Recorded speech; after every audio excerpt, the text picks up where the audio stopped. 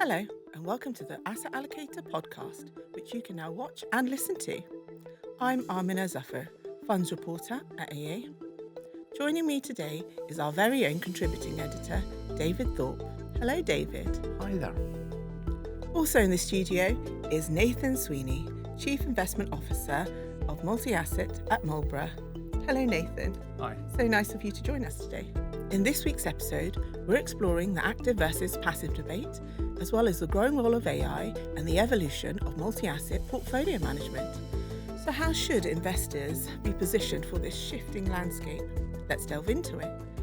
So Nathan, as you know, the active versus passive debate has been rumbling on for quite some time with innovation on both sides, really.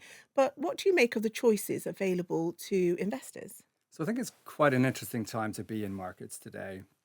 If I look at the debate that's going on, and firstly, that's quite interesting that it is still a debate, because ultimately it shows you that there's no right and wrong approach. But if I look at what people are talking about today, they're talking about evidence-based investing on one side, and then they're talking about the benefits of active investing on the other side.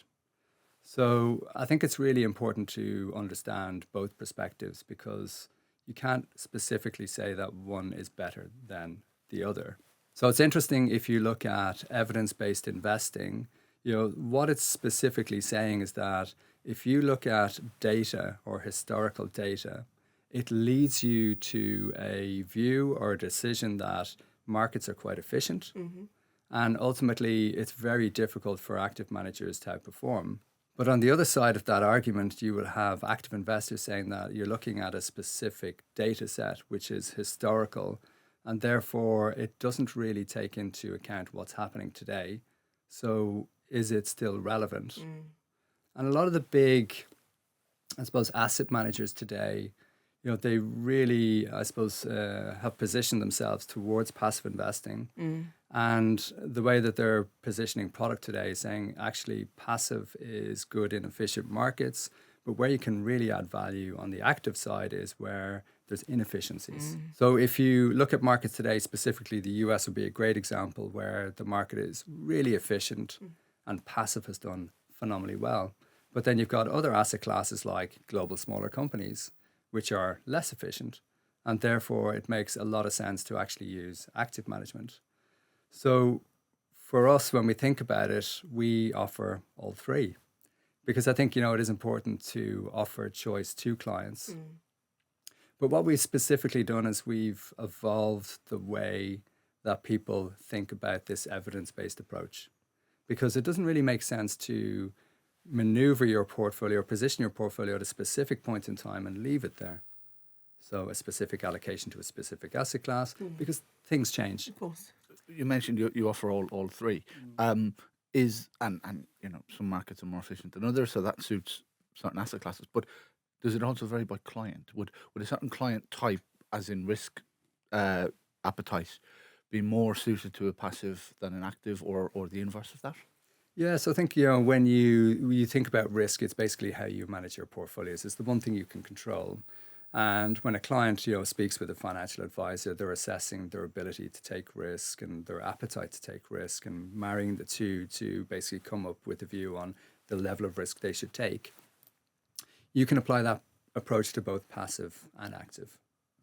As long as you're assessing that risk on an ongoing basis to ensure that, the fund that you're applying to the client is staying within that risk parameter, which is hugely important, for the clients. Coming up later on Asset Allocator, we'll explore risk profiling and the evolution of AI.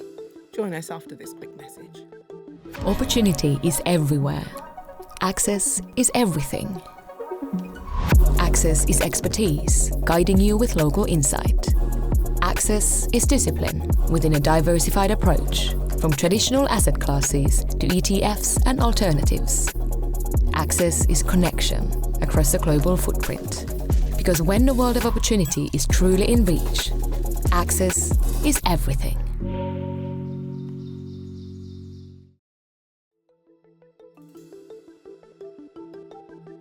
Welcome back to Asset Allocator. So Nathan, one of the notable changes about the passive universe is its growing concentration, particularly with the US accounting for major indices and the dominant role that tech stocks play. Does that change your view on passive investing? So I think it's quite interesting if you look back in time. So if you go back in history and you look at benchmark concentration, it's quite interesting to highlight that transportation as a sector back in the early 19th century was almost 90% of the benchmark. So hugely concentrated. And then we've had other sectors which again have been hugely concentrated over time. So energy would be a good example, financials would be a good example, industrials would be a good example. And today that's tech. So I think about it in two ways. So firstly, I think that the way that we look at tech is we kind of have it as this all-encompassing sector. But ultimately, there's so much in there. So you've got hardware, you've got software, you've got AI. There's so many subcomponents. And I do believe that we live in this age of disruption. And the disruption has been driven by technology, but technology is being applied to all sectors, not just tech. So I would argue the opposite. People are obviously arguing that the market is very concentrated and this is a risk. I would say that the market could become even more concentrated than it is today, and possibly even a lot more concentrated than it is today. So I think that this point of view could be something which kind of wages on for a long time. And it's not necessarily a risk. It is something to be aware of, because ultimately you need to understand what's driving that concentration. So is there something tangible behind that? So arguably these companies which are concentrated, particularly in the US, they're hugely profitable. They are global. They are driving dynamic change. They're investing in new innovation. So they warrant that place. But as a portfolio manager, obviously you should be looking for the change. So is that changing? What's changing? Are those companies slowing? Which companies are coming through? Does that mean you should invest in smaller companies because they're maybe growing at a faster rate? But that's all happening at different points throughout the cycle. And each market is different. So obviously, information is the key to basically answering those questions. And so I think for investors specifically, it's using that information wisely. Nathan, is the next step on the evolution of markets, of indices, going to be a bit more Darwinian? Because at the moment, there's enough capital out there for all of the AI companies, in inverted commas, to all be able to IPO, it seems, all be able to attract high valuations, and any company vaguely associated with it is also going up, right? Yes. But presumably, as with the railways, they can't all win. Yes. And so the next step is who wins and who doesn't. But what does that look like for an investor, particularly one who maybe has just bought the index, because then they're going to get exposure, roughly equal exposure perhaps, to the winners and the losers? Yeah, so it is an interesting question. I think one dynamic that has, I suppose, changed over the course of, call it the last 10, 20 years, particularly with tech companies, is the availability of capital for companies driving innovation. So if you're a company and you're disruptive and you're driving great innovation, then basically capital has been limitless.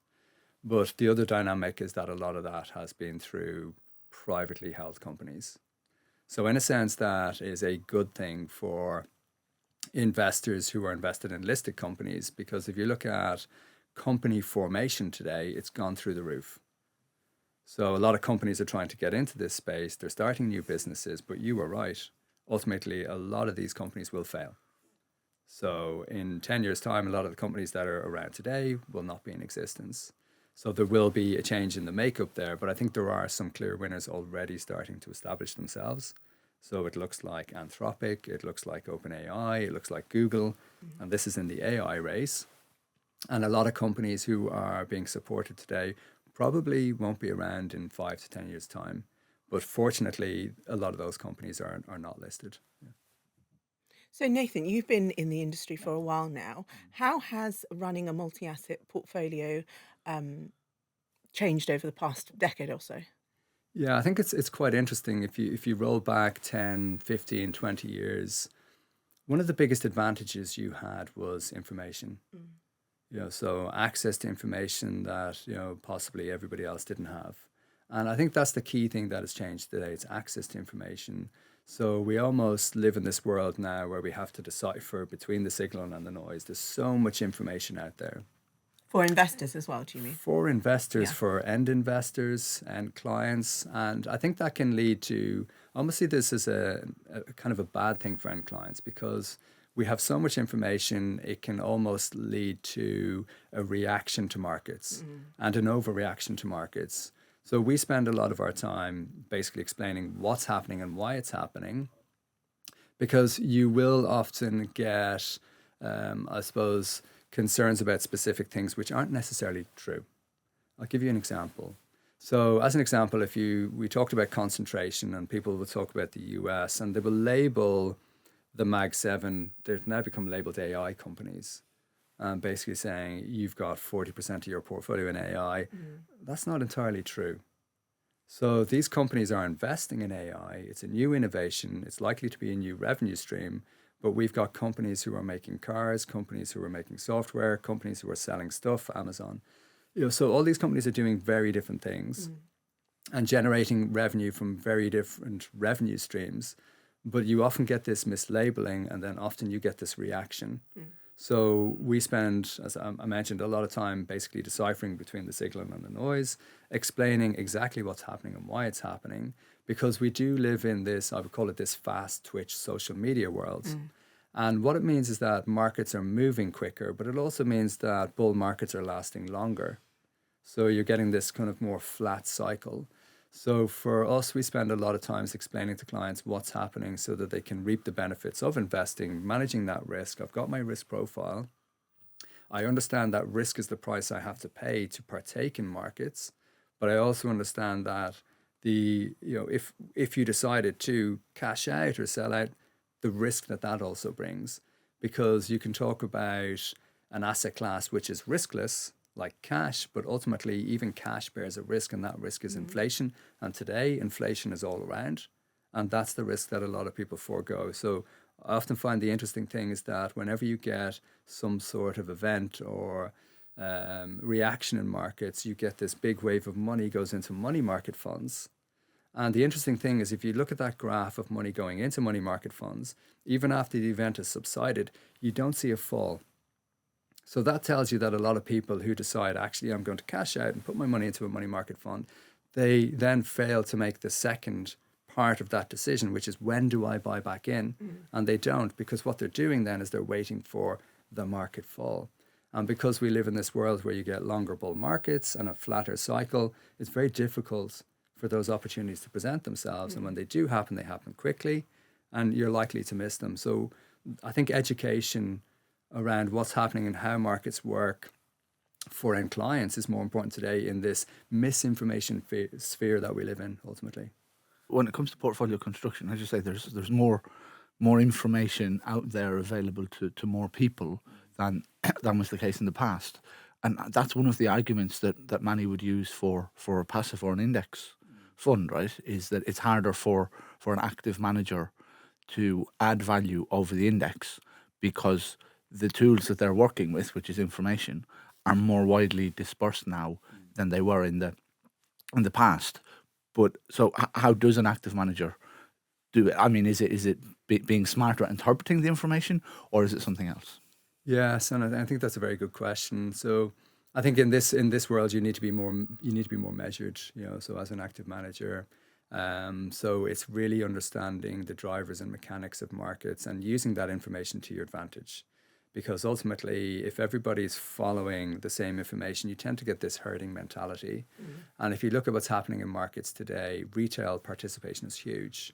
And a lot of that has been driven by, I would say, social media. So as an example, if you were to look on YouTube today, there's a lot of examples of people talking about stocks, and these aren't necessarily qualified individuals.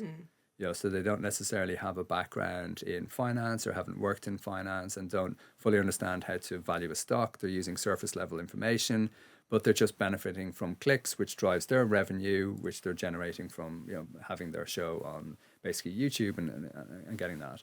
So I do think that is creating this cohort of investors. And unfortunately, what tends to happen is, yes, you might make money on a single stock, but you're likely to lose money. So the stock goes up X and falls 90%, you kind of learn the lesson then. So the way I see it is that you're likely to get this lost generation, this younger generation, who then come back to actually, I need financial advice because I've spent the last decade trying to accumulate wealth and I've actually failed because of the misinformation that I've received from various different YouTube channels, etc. So I think that gives obviously the industry the advantage. And for active managers, ultimately, the information that we all have access to, you have to remember they have access to even greater information. And, so if you look at the fast twitch, high intensity or high frequency indicators that managers are using today, they're using very clever ways of tracking information. I'll give you an example. The hedge fund managers about 10 years ago, they would track freight trains and they would look at the goods that were on freight trains to give you an idea of how much Costco was selling, etc. So before Costco even knew how much they were selling, they knew because they could see actually the volumes going up and down. So they were using different indicators to get the information. And I think in today's world, there's very clever ways in which you can extract that information. And if you look at some active managers historically, they have demonstrated the ability to outperform. Bill Miller did it for 15 years. And there's some very high-profile managers in the US that have managed to do that. This show is on YouTube, but neither Armna or I are Yes, pretending to be experts. But yeah. So, Nathan, in today's climate, what do you think about risk profiling? Like, what's a low-risk asset, for example?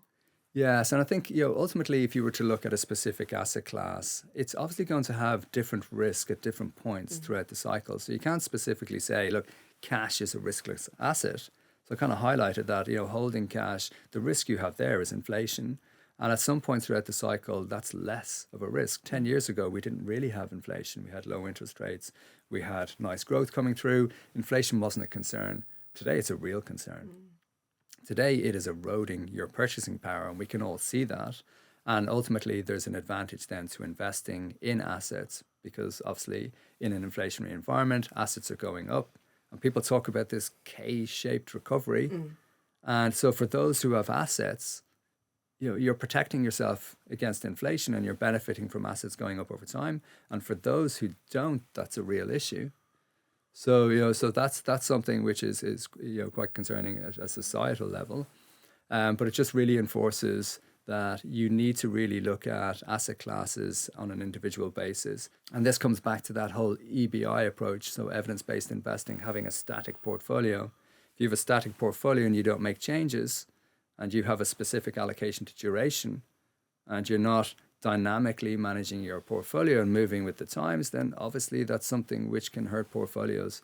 So we talked about Darwin and evolution. It's all about evolution. From your perspective, Marlborough clients that do have a lower tolerance of risk, is it still the default to think, well, they'll have a very significant exposure to developed market government bonds?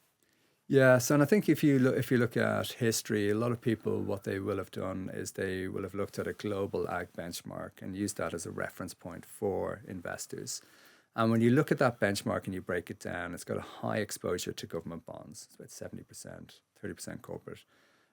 So what we did is we looked at that and we've diluted that. So ultimately recognizing that there's a kind of a transformational shift happening. It's a structural shift and it's not really talked about a lot. So in 2007, you had this structural shift where all of the debt that the banks had taken on was passed to government. So ultimately, it was the banks who got into trouble after this 30-year super cycle of basically mortgages and mortgage-backed securities, which started in the 70s. And we talk a lot about bubbles today as well. And bubbles aren't something which happen over short periods. They happen over very long periods. So the 2007 crisis happened over a 30-year period. And what you've done then is you transitioned all of that debt onto governments. So arguably, the concern we should have today is on the government balance sheet and the level of debt that governments have. So that, in a sense, leads, I suppose, portfolio managers to be a little bit more concerned about the government exposure and how do you diversify that. And you can do that within fixed income by looking at corporate bonds, emerging market debt, high yield. So there's lots of sub-asset classes within that. But then you can also look at the alternative side. And I think you're starting to see a lot more managers looking at that space. So a good example would be infrastructure. And although infrastructure would be considered a equity, some people will look at infrastructure as basically a proxy for bonds. Because if you look at infrastructure projects, they're long-term in nature. And ultimately, you've got this visibility on the cash flow. And therefore, they tend not to fluctuate as much. So it's a low beta equity. So you can see that basically portfolio managers are adapting to the environment. And this comes back to that whole concept of dynamically managing portfolios, evolving over time, because ultimately markets don't stay static. And today, we live in a world of disruption. So finally, as more and more firms embrace AI, how has that changed the way you work? So I think it's really important to understand AI. And I think it really helps to try and put it into context. And I suppose it's about understanding how important this new technology is. Back to Darwin. Because evolution doesn't happen in straight lines, it happens in leaps. So something material happens and you get this huge shift up. I often talk to clients about Florence. So you had Florence back in the day was prospering, this province, but you had the Roman Empire on one side and the Catholic Church on the other, and they're warring with each other. So why was this province prospering? The first reason was they introduced the florin, which was the gold coin, which brought trade. But the second reason, interestingly, was that somebody created the bridge for the glasses. Oh, really? And can you imagine what that did for productivity? Because ultimately you have this position now where people's careers could last 10, 15, 20 years longer. Productivity leap. And so that's what we're seeing today with AI. It's a productivity leap. So people are concerned about concentration and how far the market is run. It could obviously run a lot longer because we're only at the beginning of this. So I think the most important thing for teams today is to really understand what AI is, firstly. Then it's to understand that you need to have complete data sets for AI to work functionally. So everybody is going to start using agents to try and see how do I use that to better my investment process. And the way to do that logically is to take small tasks and give it defined data sets that you know are accurate. So the information you get out, you know is good. So you need to create lots of micro agents to help with your investment process. And I do think in this world of disruption, you have to keep up with innovation. Because if you don't keep up with innovation, ultimately you then fall foul to everything else that's happening within the industry, whether that's cost pressure or consolidation. So this innovation from a technology perspective will also lead to an additional leap, which we'll see in financial services. So it is very important to keep abreast of what's happening on the AI side. From an investment point of view, I mean, you talked about about information earlier and how more information is available in the world and more people have it. But does AI enable you to process more information as it relates to a particular asset class or geography or theme?